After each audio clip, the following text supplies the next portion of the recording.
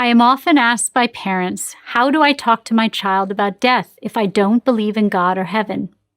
My answer is always the same. Fake it. Meet Erica Komisar, Prager University's resident psychotherapist and public advocate for lying to children.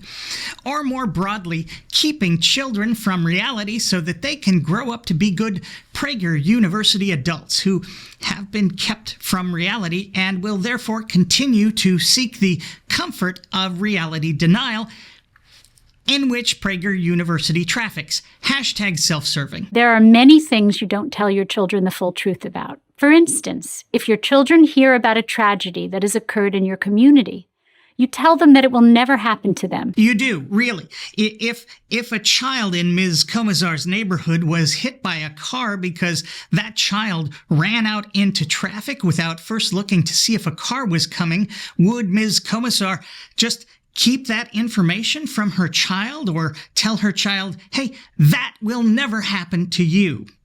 Or would she talk to her child about the dangers of running out into the street without first looking to see if a car is coming? I'm starting to worry already about Ms. Komisar's children, if she has any. We don't have a crystal ball.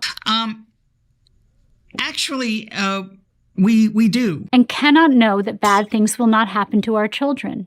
Yet we reassure them with a hopeful narrative. Which is why I taught my daughter that if she runs out into the street and gets hit by a car, an angel will protect her from being harmed. #hopeful narrative.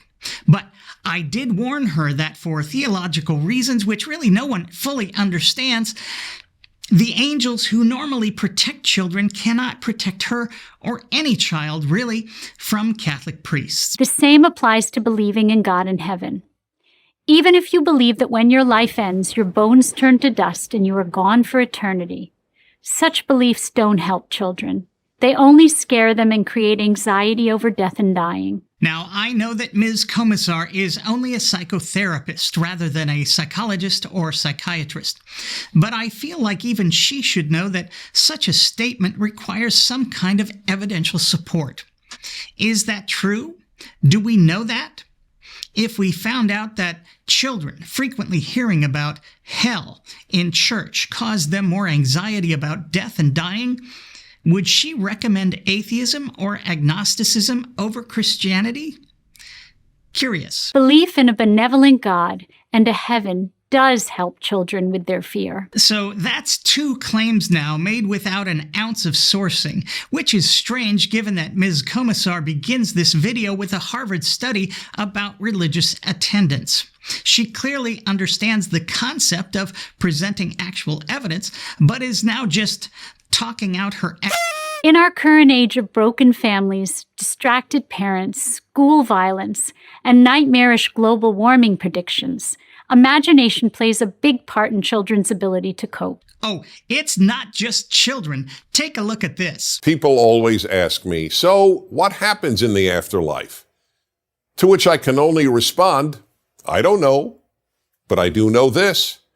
My belief in God and the afterlife keeps me sane. Imagination. It is far better for kids to use their imagination constructing something positive, such as a God who cares about us, than the dark nihilistic idea that there's no creator and protector and no purpose to our existence. Ms. Komisar has clearly passed the course all Prager University presenters must pass.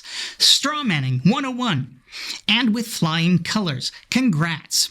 Although I have to admit that every night before my daughter went to sleep, I would pop my head into her room and say, hey, sweetie, remember, there's no creator or protector and no purpose to our existence. Sleep well, you meaningless bag of chemicals. What she did there is called a false dichotomy. The choice is not between a loving protector God and meaningless, purposeless nihilism.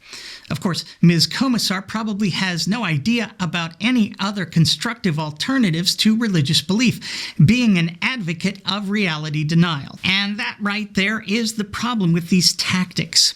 Living in fear of reality keeps you from finding reality-based solutions to reality-based problems. which is exactly what scientists have been doing to make the world an infinitely better place for the last 400 years. In part 2 of this one-part series, we'll take a look at that Harvard study Ms. Komisar opened her video with, and see if perhaps social interaction is more important to the mental health of children than religious beliefs and church attendance. Who knows? We might find a reality-based solution. Oh shoot, did I just give the whole thing away? Damn. Spoiler alert.